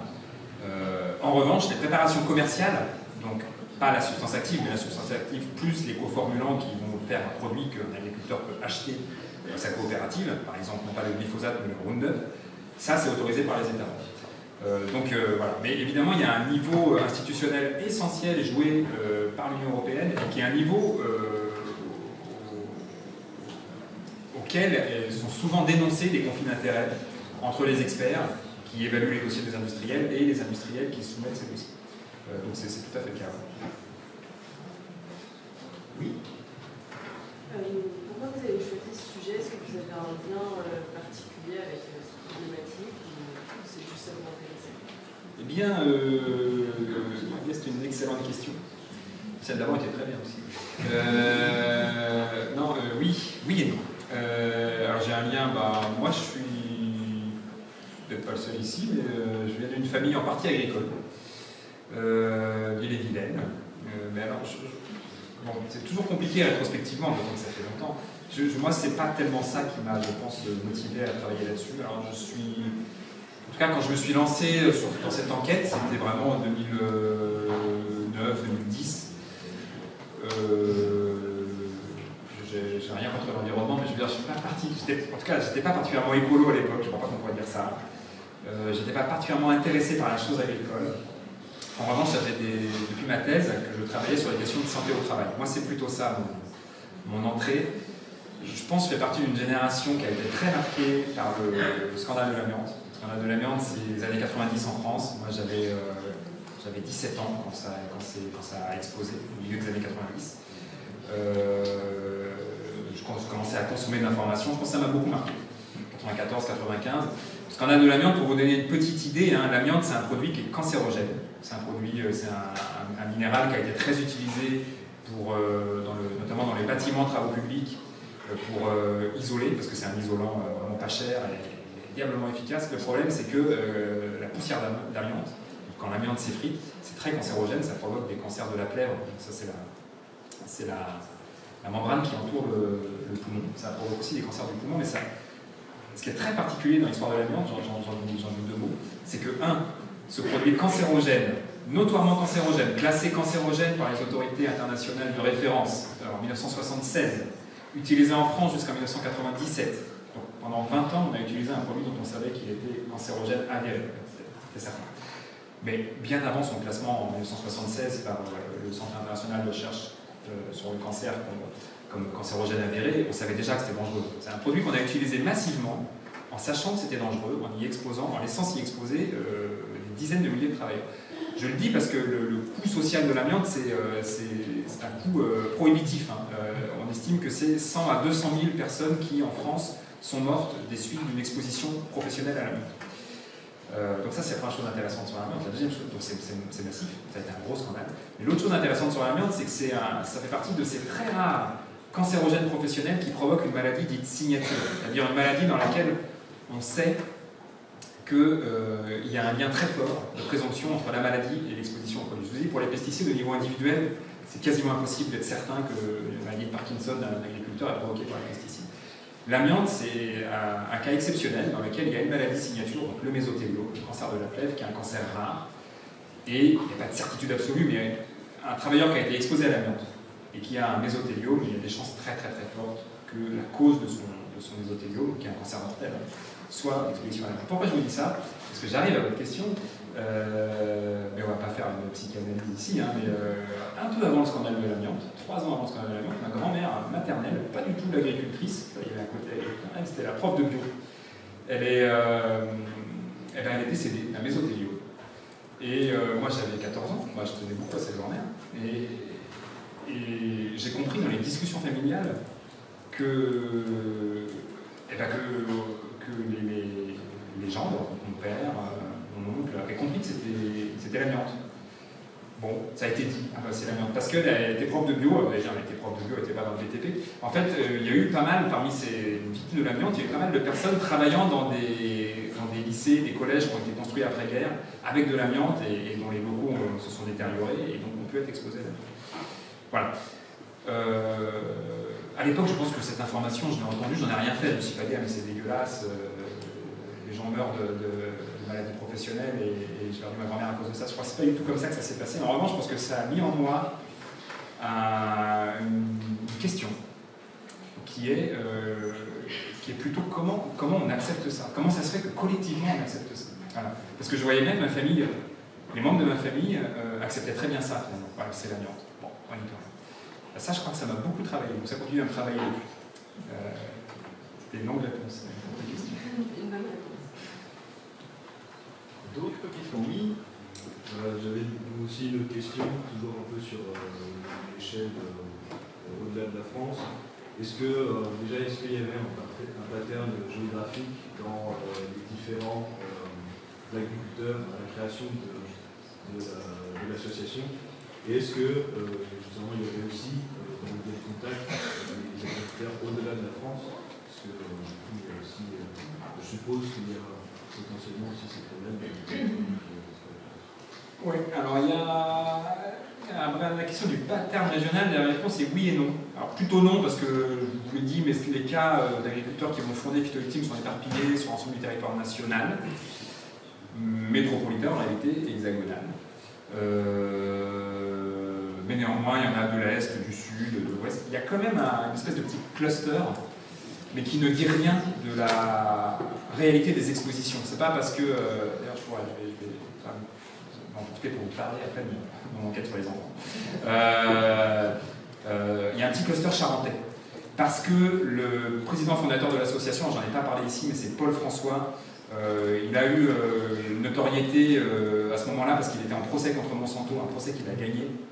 Donc ça a beaucoup contribué à rendre visible cette mobilisation collective. Il est charentais et il va aussi mobiliser c'est un gros agriculteur, il est au conseil municipal, enfin, il a un peu d'entre-gens politiques qui va pouvoir mobiliser, et c'est aussi ce qui va permettre que de proche en proche, pas trop loin de chez lui, d'autres personnes qu'il ne connaît pas forcément mais qui sont aussi en Charente ou Charente-Maritime vont adhérer à l'association. Donc il y a une espèce de petit pattern charentais mais qui ne dit rien, ça ne veut pas dire que les agriculteurs charentais sont plus exposés que les autres. Je vous dis ça parce que cette enquête passionnante sur les enfants malades des pesticides se déroule principalement en Picardie. Et pourquoi en Picardie? Parce qu'en Picardie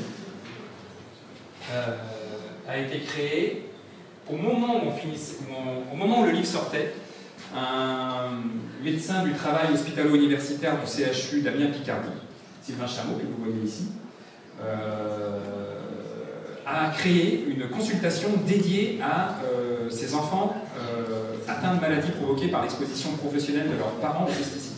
Ça n'existait nulle part ailleurs, et il l'a créé. Pourquoi? Mais parce qu'en fait, très peu de parents recourent à ce droit de la reconnaissance des maladies de leur enfant au titre de leur propre exposition en tant que parents professionnels aux pesticides. Et donc c'est lui qui nous met en lien avec les familles concernées par ces maladies pédiatriques.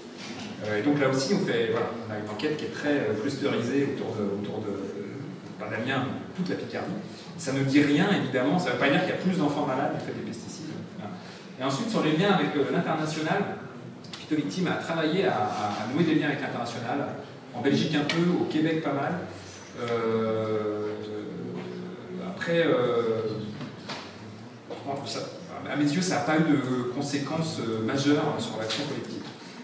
Nous, on s'est dans notre enquête pas mal intéressé à ce qui s'est passé en Californie. Il y a eu des mobilisations importantes qui ont sombré pour le coup dans le temps. Dans les années 60, 70, pas mal de mobilisations de travailleurs exposés aux pesticides qui étaient plutôt des migrants venus d'Amérique du Sud, l'agriculture californienne.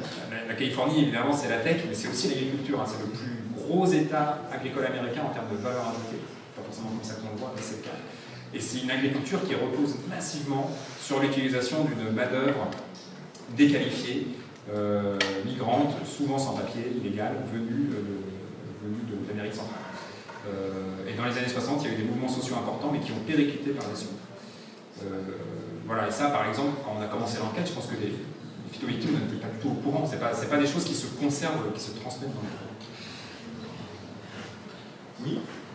Alors, merci beaucoup pour l'exposé. J'aurais aimé en savoir un peu plus sur comment vous êtes pris méthodologiquement et également quels ont été les principaux freins pour mener à bien cette enquête, puisque j'imagine que c'est un secteur assez réticent et aux recherches en sciences sociales. En fait, sur les freins, nous, on ne s'est pas vraiment compliqué la tâche. En fait, il y a un énorme biais dans notre travail, on a tout à fait conscience, c'est que nous, on s'est intéressé dans cette enquête-là quasiment uniquement, à des agriculteurs qui s'estimaient victimes des pesticides. Donc ils avaient déjà fait, quand on les rencontre, ils ont déjà fait tout un cheminement en fait, qui fait qu'ils sont souvent tout à fait enclins à nous raconter leur histoire. À nous dire, ah bah oui, je suis tombé malade il y a 6 ans, et puis c'est passé ci, c'est passé ça. Voilà. On ne peut pas parler de terrain difficile. Ils savent que par comparaison, c'est beaucoup plus compliqué dans cette enquête actuelle sur les enfants. Alors là, c'est vraiment beaucoup plus compliqué d'accéder aux familles qui avaient bien nous parler, notamment les familles agricoles. C'est celle qu'on a le plus de mal à voir.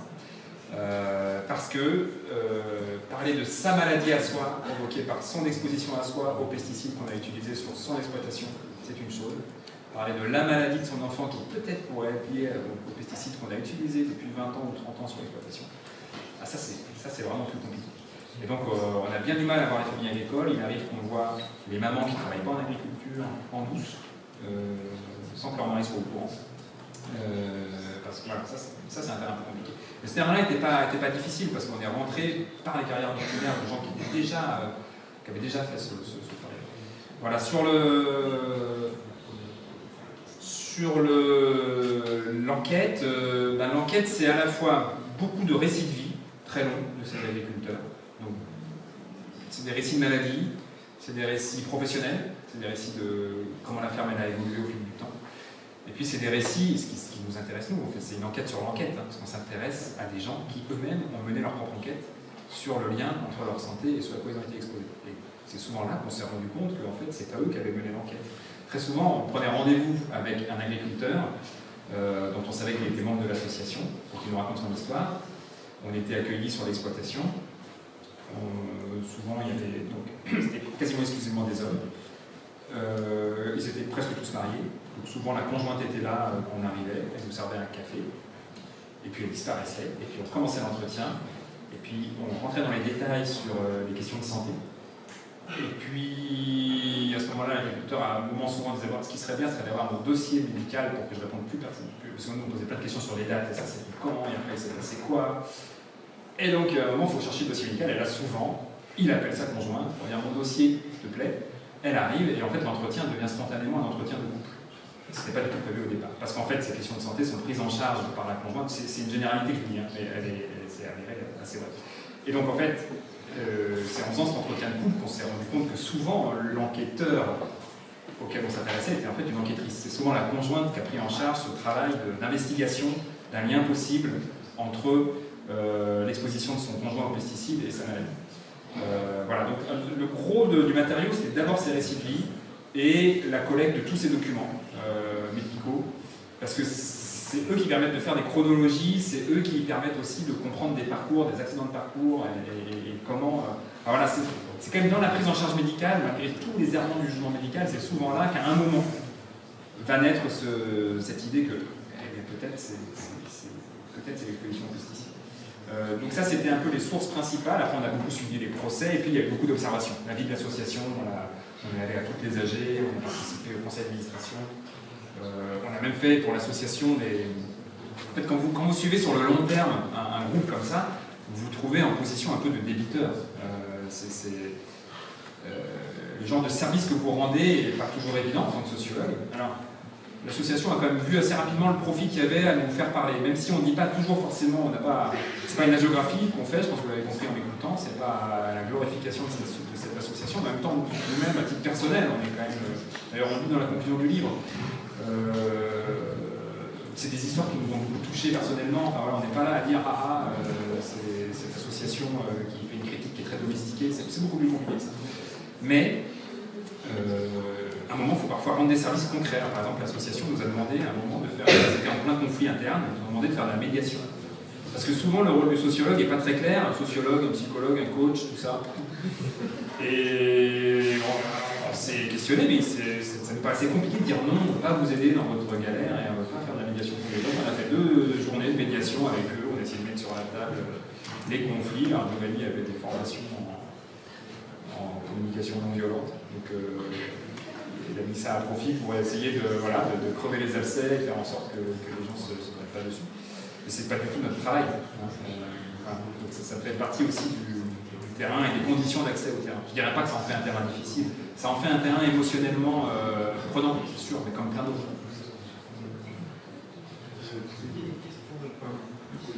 Vous avez dit que Vito Victime se concentrait plus maintenant sur la réparation, mais je me demandais si c'était exprimé à propos de la loi du plomb. Voilà, très bonne question, comme toutes les autres. C'est incroyable. La loi du plomb, c'est typiquement le genre de sujet qui embête beaucoup Vito Victime. Et donc, ce sont, je dirais, à peine exprimés, il me semble. Alors, moi, je ne suis plus tellement le travail de l'association maintenant, donc je dirais une bêtise, mais pour ce que j'en ai compris, c'est pas une voix qu'on a entendue sur la loi du plomb. La loi du plomb, vous voyez, hein, vous avez une petite idée. Hein, la loi du plomb, c'est intéressant parce que la loi du plomb, elle vise à libérer, libérer les agriculteurs des entraves qui pèsent sur l'exercice de leur métier. Ça peut son intitulé. Et en fait, on a énormément parlé autour de la loi du plomb d'un pesticide, l'acétamipride, utilisé dans la filière betterave et dans la filière noisette. Alors que la loi du plomb en fait, a beaucoup d'autres dispositions qui ne visent pas du tout les pesticides, mais qui sont tout aussi problématiques du point de vue qui entament en fait, la réglementation environnementale qui pèse sur l'agriculture. Je rappelle aussi, à toutes fins utiles, hein, je ne l'ai pas dit ici, j'imagine que vous le savez, mais l'agriculture, moi je ne suis pas du tout je suis ni anti-pesticide, je suis anti-rien en fait. Mais bon, juste il faut savoir que l'agriculture telle qu'elle se pratique en France, comme dans les pays voisins, c'est une activité qui est très polluante. Non seulement parce qu'il y a des pesticides, mais aussi parce qu'il y a des engrais qui polluent les rivières, mais aussi parce qu'il y a de la souffrance animale, on peut voir ça comme une forme de d'effet indésirable, parce qu'il y a des effets massifs sur la faune, la flore sauvage, la biodiversité, et puis parce que l'agriculture, c'est 20% de nos émissions de gaz à effet de serre, donc 15% en lien avec la filière bovine, principalement. Donc 11% du fait de la consommation de viande. C'est quand même énorme, la consommation de bœuf. 11% de vos... Je ne sais pas si vous réalisez, mais ça me laisse quand même songeur. Donc, pourquoi je vous dis ça? Je ne sais plus, mais... C'était quoi la question? La loi du plomb, voilà. Donc, la loi du plomb, c'est quand même, ça concerne tout ça. Et les débats se sont énormément recentrés autour d'un pesticide en particulier. Je peux vous dire qu'on l'autorise ou on l'interdit, ce pesticide, ça ne va pas changer la face du monde. Mais c'est vraiment, ça indique quelque chose qui s'est passé au fil de notre enquête, on n'y est pour rien, mais quand on a commencé l'enquête, les pesticides étaient un sujet beaucoup moins un sujet de crispation politique que ça l'est devenu au fil du temps. Voilà. Et Vito Victime y a contribué aussi à sa manière, même si c'est une association qui est très réformiste, très convenable dans sa revendication. Le fait que des agriculteurs revendiquent le statut de victime des pesticides, le fait qu'un fonds d'indemnisation soit créé, ça vient quand même attester l'idée que, bah oui, en fait, c'est des produits dangereux. Et donc, ça les a mis vraiment au cœur des conflits sociaux en agriculture et sur le lien entre agriculture et environnement, mais ils sont beaucoup plus larges que ça. Voilà, mais donc, typiquement, c'est pas des sujets sur lesquels Vito Victime est intéressé. Il nous reste encore une petite dizaine de minutes. Alors, peut-être d'autres qui n'ont pas encore posé de questions. Si vous avez des questions à poser, profitez-en, profitez de la présence. Oui, on veut bien les questions du fond de la salle. Voilà. Oui. Vous avez parlé de syndicats tout à l'heure. Est-ce qu'il y a des tension qui se joue entre la formation des associations et le monde syndical et l'appartenance syndicale des agriculteurs? Bah, ouais, excellente question. Quand l'association s'est créée, il y a eu d'abord un discours plutôt très, pas forcément dur, mais disons la FNSEA n'a pas du tout été un appui. Donc historiquement, il y a 3 syndicats principaux d'exploitants agricoles. Je parle bien des exploitants. Les salariés agricoles sont minoritaires et sont très très faiblement syndiqués. Et donc les syndicats de salariés agricoles ont très peu de poids politique. Donc la CGT agriculture, la CFDT agriculture, etc. D'ailleurs souvent c'est pas agriculture, c'est mélangé avec le métier des forêts, d'autres métiers, parce qu'il n'y a plus assez de monde en agriculture. Ce qui est important syndicalement, ce qui a du poids politique syndical en agriculture, c'est les syndicats d'exploitants. Historiquement, le syndicat hégémonique, c'est la FNSEA, associée aux jeunes agriculteurs, mais en fait c'est la même composition politique.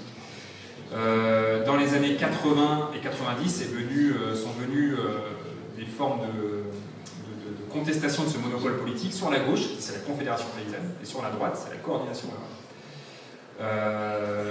Quand Phyto Victime s'est créé, la FNSEA n'a pas du tout été un appui. Le patron à l'époque de la FNSEA, Xavier Belin, a même signalé que, d'après lui, il n'y avait aucune raison que les pesticides fassent des victimes, puisqu'il y avait cette autorisation de mise sur le marché, et donc tout était sous contrôle.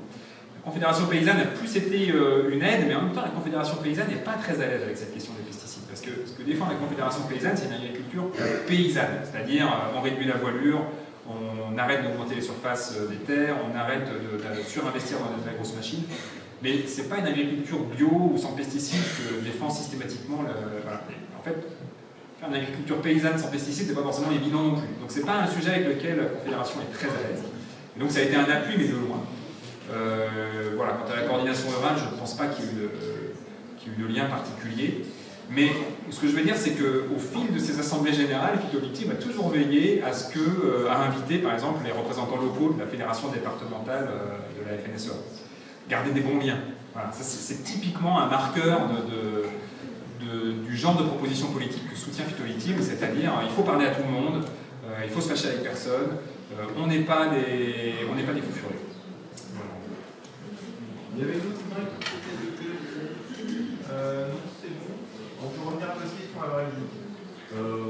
Toujours pour jouer un peu sur les échecs, est-ce que dans la prise de conscience de l'impact des pesticides par les paysans sur leur famille, est-ce qu'il y a aussi une prise de conscience du fait que leur utilisation de pesticides, notamment impacter d'autres personnes du village?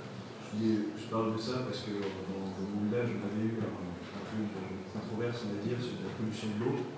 Et est-ce qu'il y a une prise de conscience aussi par les agriculteurs de cet impact au-delà de la famille que ça Oui, alors je parlerai notamment ici de la question des riverains d'exploitation agricole et de l'exposition des riverains aux pesticides de façon à la fois directe et indirecte. C'est-à-dire que quand les pesticides sont épandus, il y a un phénomène de dérive. Ils ne restent pas sagement sur la parcelle sur laquelle ils sont épandus.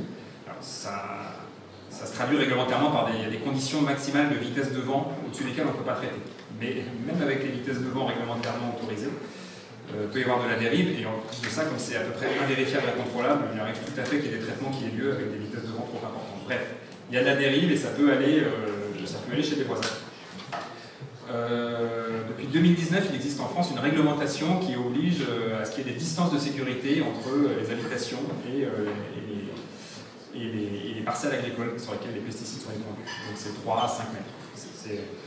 C'est des chiffres sur lesquels on a travaillé aussi par ailleurs, c'est pas le sujet, mais disons qu'il n'y a pas de justification scientifique à penser que c'est 3 à 5 mètres. Mais ce que je veux dire par là, c'est que les agriculteurs ils sont d'autant plus conscients que leurs activités peuvent déborder, avoir occasionné des débordements indésirables chez les gens qui habitent autour, qu'ils sont soumis à une réglementation qui les oblige en fait, qui oblige à réduire la parcelle, à prendre sur le côté de la parcelle pour limiter ces contaminations. Donc ils sont au courant, et par contre beaucoup estiment qu'ils en font déjà bien assez, puisqu'ils respectent déjà ces distances de sécurité.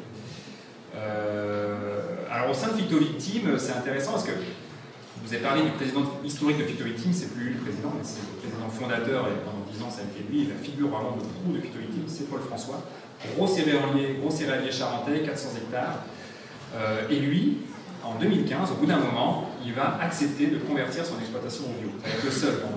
Et symboliquement, c'est fort, c'est le président, il se convertit au bio. Mais dans une démarche typiquement phyto-victimesque, j'ai envie de dire, il va en convertir que la moitié.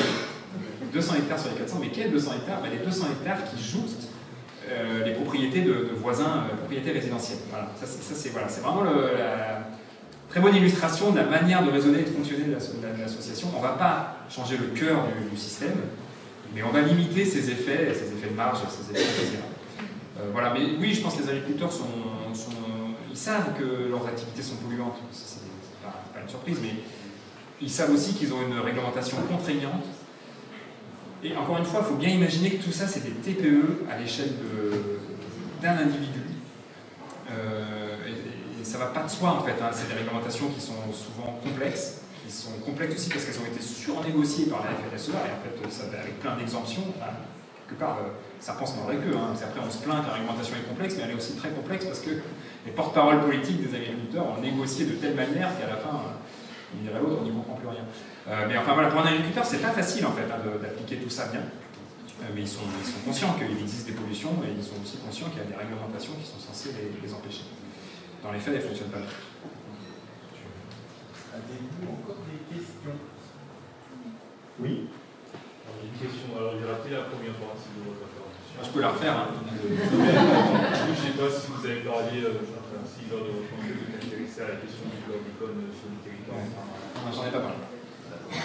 Alors c'est intéressant à plus d'un titre. Donc chlordécone, vous voyez à peu près, hein, c'est un produit qui a été un pesticide qui a été utilisé principalement dans la filière banane et donc beaucoup dans les outre-mer et donc beaucoup aux Antilles, qui sont Martinique et Guadeloupe, qui sont les plus gros producteurs de bananes français, et qui a été utilisé jusqu'au début des années 90. Alors même qu'il était interdit dans d'autres pays, et qui a été autorisé sous un régime d'exemption pendant plusieurs années en banane, alors même que toutes les données indiquaient qu'il était absolument souhaitable de l'interdire, parce que non seulement il est dangereux pour la santé, mais en plus il induit une pollution rémanente. Et donc il est interdit depuis plus de 30 ans maintenant, mais les sols sont toujours très très pollués par le chlordécone aujourd'hui. Et donc ça a donné lieu à d'intenses mobilisations aux Antilles, vous le savez sans doute, parce que le chlordécone est venu illustrer l'idée d'un traitement différentiel des territoires français selon leur statut hexagonaux ou ultramarins, avec l'idée que dès lors que ça se passait loin de l'hexagone, la réglementation environnementale était beaucoup moins protectrice. Alors, ça c'est intéressant à plus d'un titre, mais je ne vais peut-être pas tous les développer. D'abord, nous on n'a pas enquêté sur le chlordécone aux Antilles. Alors, pourquoi on ne l'a pas fait? Parce qu'il y a pas mal de collègues qui le font déjà. On ne l'a pas fait aussi, on le raconte un peu dans le livre, parce que c'est pas complètement évident comme situation d'enquête d'être un sociologue hexagonal, blanc, bardé de diplôme qui vient faire l'enquête. Ça va pas de soi, c'est pas simple ici. Voilà, on va dire que c'est pas une situation d'enquête.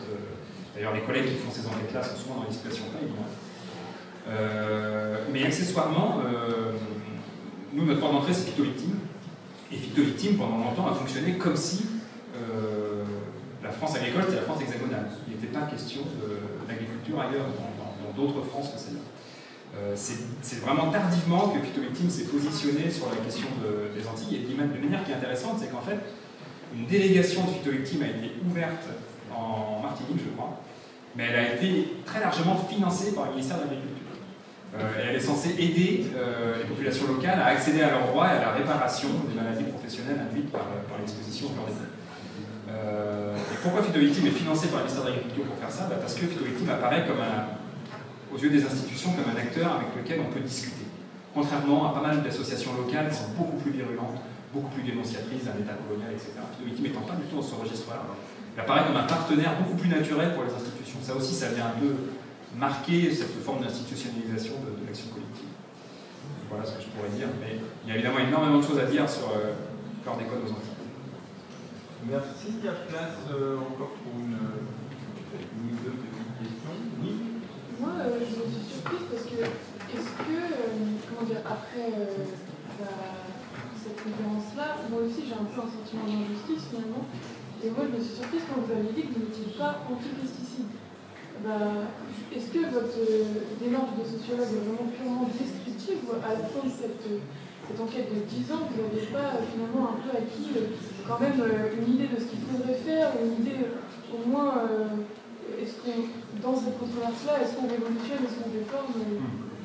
Oui, au à votre question, au terme de cette enquête, je suis convaincu qu'on a un vrai problème de santé publique qui est lié à la dépendance de notre agriculture aux pesticides. Ça, il n'y a pas de doute. Donc je suis convaincu aussi qu'il faudrait qu'on ait une agriculture beaucoup moins dépendante des pesticides. Le chemin pour y arriver, moi je ne le connais pas. D'abord, je ne suis pas agronome.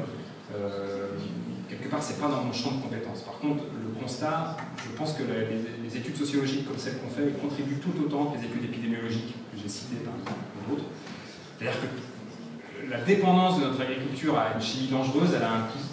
Elle a un coût qu'on ne connaît pas complètement, mais elle a un coût qui est beaucoup trop important pour qu'on le supporte collectivement. Pour moi, il n'y a pas de doute à ce sujet. Voilà, mais pourquoi je dis que je ne suis pas anti-pesticide, on peut aussi dire que je suis anti-pesticide. Les deux me vont. Moi, je pense tout simplement que la dépendance de l'agriculture française aux pesticides est telle que de toute façon, il y a un truc qu'on ne peut pas faire, c'est dire qu'on interdit les pesticides. C'est juste qu'on s'est mis dans une situation où c'est pas possible de faire ça. On ne peut pas envisager ce genre de solution. Donc il faut en envisager d'autres. Alors moi, j'ai réfléchi, parce que non seulement je suis sociologue, mais aussi je fais pas mal d'expertise. C'est-à-dire je participe à des groupes de travail mis en place par l'ANSES, par l'INSERM, par Santé publique France, qui portent sur les questions de santé liées aux pesticides. Et ce que je porte dans ces groupes-là, souvent, entre autres choses, c'est l'idée que ça me paraît extrêmement déraisonnable que la très grande majorité des pesticides qui sont autorisés à la commercialisation aujourd'hui le soient sous condition que les agriculteurs portent des vêtements de protection. Ça me paraît extrêmement déraisonnable parce que mes enquêtes m'ont amené à comprendre qu'en réalité, c'est une vue de l'esprit. C'est extrêmement irréaliste de penser qu'un agriculteur va pouvoir se protéger tout au fil de sa carrière, systématiquement, en portant les vêtements de protection qui sont indiqués sur l'étiquette. Je ne sais pas si j'ai 2 minutes pour développer ça, mais vous vous souvenez peut-être qu'il y a 6 ans, il y a eu une pandémie dans le pays, ça vous dit quelque chose? Oui, ça vous parle, vous vous souvenez, on mettait des masques, ça vous revient, hein? Et donc vous vous souvenez, à un moment, on a été confinés, puis à un moment, on a pu sortir de chez nous, retourner au travail, sous condition de bien porter le masque. Vous vous souvenez? Un masque le matin, un masque différent l'après-midi, et chaque jour, 2 masques propres. Et alors je sais que vous avez fait ça nickel, mais moi je sais aussi que personnellement, assez rapidement, surtout avec un vieux machin dans ma poche que je mettais de manière complètement ritualiste et formelle, qui était lavé tous les 36 du mois, et voilà. Il faut bien imaginer que ce qui est difficile, qui a été difficile pour nous collectivement en mesure d'hygiène individuelle, est beaucoup plus à l'échelle d'un agriculteur qui travaille dans des conditions d'extérieur, météorologiques et dans des terrains accidentés, qui font que ces vêtements de protection ils vont s'abîmer, qu'en fait il ne va pas les changer comme il faudrait qu'il les change. Tout ça pour dire que moi, ma proposition politique, vraiment basique, ce serait qu'on arrête d'autoriser les pesticides si ils ne passent cette rente d'autorisation de mise sur le marché que sous condition que l'agriculteur derrière applique une série de mesures d'hygiène qui sont irréalistes. Alors si cette mesure-là passait, ça changerait vraiment la donne, hein, parce qu'il y a beaucoup de pesticides qui disparaissent tous les jours. Je me permets de prolonger votre question, parce que est-ce qu'il n'y a pas aussi une action sur la question du temps de travail des agriculteurs et de leur organisation, puisque ce que vous disiez en début de séance nous semblait vraiment éclairant sur le fait que les pesticides persistent aussi parce qu'ils facilitent la gestion d'un temps de travail qui est particulièrement lourd dans ce secteur. Oui, après voilà, vous savez, dans le monde tel qu'il fonctionne, après on va en imaginer d'autres, hein. L'agriculture reste un travail qui est très contraignant temporellement. Les agriculteurs sont des gens qui ont beaucoup moins de loisirs, toutes choses égales par ailleurs que le reste de la population. Des gens qui ont beaucoup moins de vacances, qui ont beaucoup moins de week-ends. Alors, ça dépend beaucoup des secteurs agricoles, évidemment. C'est très très hétérogène comme profession. Il y a des agriculteurs, en fait, c'est des réalités très différentes. On va dire le plus astreignant, le plus contraignant du point de vue temporel, c'est l'élevage. Inversement, il peut y avoir des gens qui sont exploitants agricoles, mais qui sont en fait propriétaires de châteaux en Bourgogne et qui ne sont pas forcément des gens qui travaillent la terre eux-mêmes. Tout est envisageable, mais dans l'ensemble, le temps de travail agricole, le temps travaillé par les agriculteurs, c'est un temps qui est majeur, massif, et qui reste très important pour autre chose. Donc on peut imaginer un autre modèle, mais dans le modèle actuel, les agriculteurs, pour la plupart d'entre eux, ne se maintiennent au-dessus de la ligne de flottaison qu'à coup de subventions publiques, ça c'est la première chose, et qu'à coup d'un surengagement dans le travail, qui effectivement n'est pas compatible avec des alternatives qui seraient moins utilisatrices de chimie, mais qui demanderaient encore plus de temps de travail. Donc, voilà. Ça fait partie de l'équation, c'est sûr, mais je n'ai pas la réponse. Alors, une dernière question. Oui. Mais là-dessus, ça coûte aussi beaucoup d'argent, l'acheter des pesticides.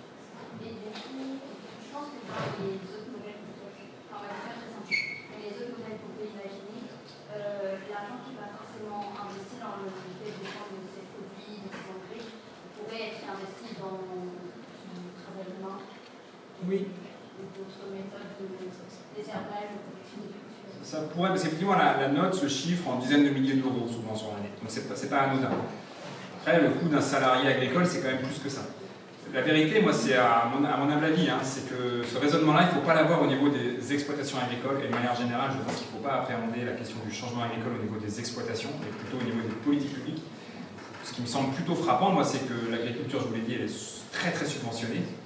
Que ces subventions, elles vont massivement à l'encouragement de certaines formes d'agriculture, par exemple hyper-mécanisées. Elles aident à l'acquisition de grosses machines. Elles pourraient aller ailleurs, on pourrait aussi les mettre ailleurs. On pourrait les mettre beaucoup plus massivement sur la conversion à l'agriculture biologique, qui n'est pas forcément une solution miracle non plus. Hein. En bio, il y a aussi des pesticides, simplement c'est des pesticides qui ne sont pas de synthèse. Il y a une bonne raison de penser que c'est plutôt moins dangereux pour la santé, mais ce n'est pas anodin non plus. L'agriculture biologique peut aussi tout à fait être une agriculture industrielle, c'est pas forcément une agriculture paysanne, enfin, c'est pas la panacée, hein, mais bon, on ne peut que penser, enfin moi je pense en tout cas que ce serait plus vertueux si on avait plus d'exploitation en agriculture biologique, plus vertueux pour les agriculteurs, plus vertueux pour les consommateurs, plus vertueux pour le monde qui nous entoure. Mais je pense que c'est plus une question d'allocation des subventions publiques que de choix personnel des agriculteurs. Bien, ce sera le mot de la fin. Donc un grand merci. Merci à vous.